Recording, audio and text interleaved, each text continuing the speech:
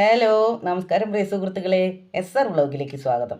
പണ്ടൊക്കെ നമ്മൾ അക്ഷരം പഠിച്ചിരുന്ന ആശാങ്കളരിയിൽ പോയിട്ടായിരുന്നു. മണലിൽ വടിവൊത്ത അക്ഷരങ്ങൾ എഴുതിയും വായിച്ചും അക്ഷരങ്ങളൊക്കെ ഹൃദിസ്ഥമാക്കിയിരുന്നു. ചൂരൽ വടിയുമായി ആശാനോ ആശാത്തിയോ നമ്മുടെ അടുത്ത് തന്നെ ഉണ്ടാകും.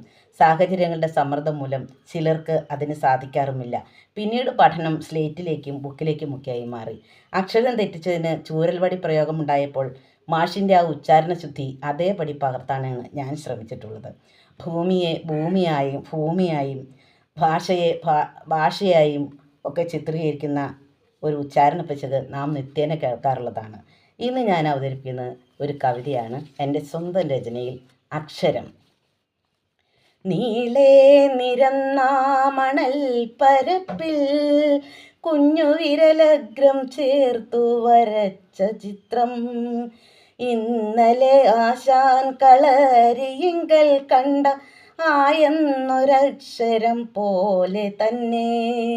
നീളെ നിരന്ന മണൽ പരപ്പിൽ കുഞ്ഞു വിരലഗ്രം ചേർത്തു വരച്ച ചിത്രം ഇന്നലെ ആശാൻ കളരിയിങ്കൽ കണ്ട ആയെന്നൊരക്ഷരം പോലെ തന്നെ.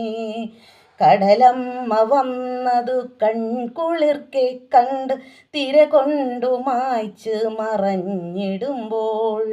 കടലമ്മ വന്നത് കൺകുളിർക്കെ കണ്ട് തിര കൊണ്ടു മായ്ച്ച് മറഞ്ഞിടുമ്പോൾ. അമ്മ തൻ നെഞ്ചിൽ മുഖം പൂഴ്ത്തി നൊമ്പരം തേങ്ങലിൽ കൂടി മറച്ചതല്ലേ. അമ്മ തൻ നെഞ്ചിൽ മുഖം പൂഴ്ത്തി നൊമ്പരം തേങ്ങലിൽ കൂടി മറച്ചതല്ലേ. അച്ഛൻ പറഞ്ഞെന്നു പുലർക്കാലയിൽ ഉണ്ണുമ്പോൾ അക്ഷരം അമ്മയ്ക്കു തുല്യമത്രേ. അച്ഛൻ പറഞ്ഞെന്നു പുലർക്കാലയിൽ ഉണ്ണുമ്പോൾ അക്ഷരം അമ്മയ്ക്കു തുല്യമത്രേ. അക്ഷരമെല്ലാം പഠിച്ചാലെന്നുണ്ണിക്ക് നീളൻ കളർ പേന വാങ്ങിത്തരാം. അക്ഷരമെല്ലാം പഠിച്ചാലെന്നുണ്ണിക്ക് നീളൻ കളർ പേന വാങ്ങിത്തരാം. പാൽവെള്ളയോലും കടലാസിൽ നിറമുള്ള പൂക്കളെയൊക്കെ വരയ്ക്കാമല്ലോ. പാൽവെള്ളയോലും കടലാസിൽ നിറമുള്ള പൂക്കളെയൊക്കെ വരയ്ക്കാമല്ലോ.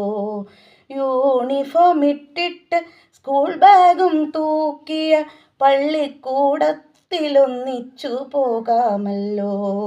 യൂണിഫോം ഇട്ടിട്ട് സ്കൂൾ ബാഗും തൂക്കിയ പള്ളിക്കൂടത്തിലൊന്നിച്ചു പോകാമല്ലോ. ആ മുതൽ അമ്പരെ ചൊല്ലിപ്പഠിച്ചാലോ ചോക്ലേറ്റ് മിഠായി വാങ്ങിത്തരാം. ആ മുതൽ അമ്പരെ ചൊല്ലിപ്പഠിച്ചാലോ ചോക്ലേറ്റ് മിഠായി വാങ്ങിത്തരാം. ഉച്ചയ്ക്ക് കൂട്ടുകാരൊന്നിച്ചു സ്വാദുള്ള കഞ്ഞി നിറച്ചും കഴിക്കാമല്ലോ. ഉച്ചയ്ക്ക് കൂട്ടുകാരൊന്നിച്ച് സ്വാദുള്ള കഞ്ഞി നിറച്ചും കഴിക്കാമല്ലോ. കോളേജിൽ പോവണം, വലിയ ആഫീസറാവണം, വിമാനത്തിലേറി വിദേശത്തു പോകണം.